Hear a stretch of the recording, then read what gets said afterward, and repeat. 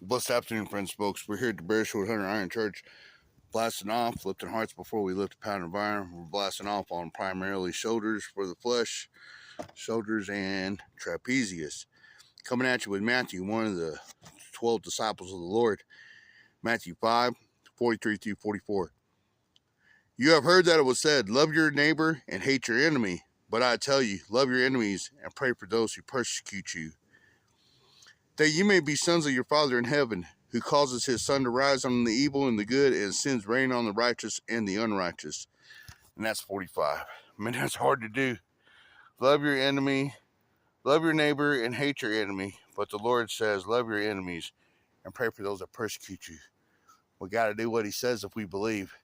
And, I ran into a friend of mine at Comanche Fair, and I mentioned I didn't know that he wasn't with his woman, because we haven't ran around since 2003. And he said he hated her, and it kind of hurt me in my spirit because, well, yeah, his ex-woman, she was something else. She was a broad.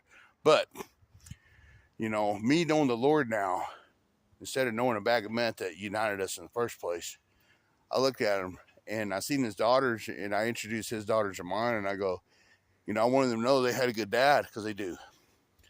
But I'm going to have part 2 of this conversation with him, because he needs to let go of that bitterness and just forgive her.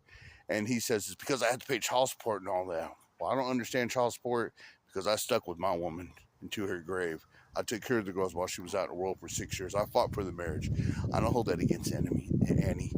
But the ones that took her away from us, I had to forgive them.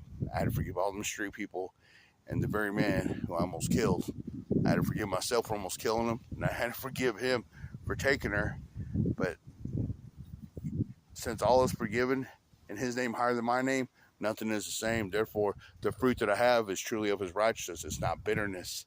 And that way I can help those poor in spirit. And my friend, he's poor in spirit to still be thinking like that. Besides, my Aunt Judith Hunter, she told me, you can't do that, son. Let go of any kind of bitterness, because it ain't nothing but luggage that weighs you down. When you go to an airport, you want to travel light. And if you're a firefighter and you try to get on an airplane and you weigh too much, you got to get rid of things. And bitterness, that's one of the main things you best get rid of, yo.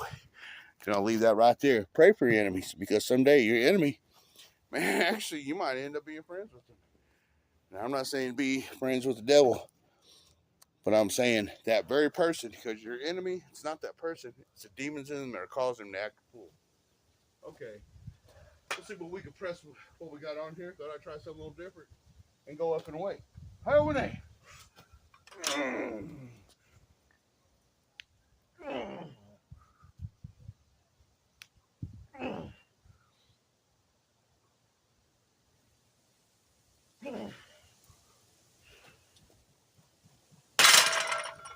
yeah. 180. Whew.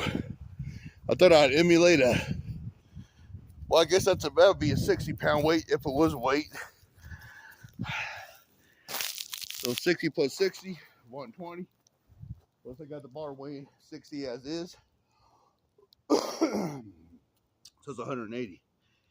Okay.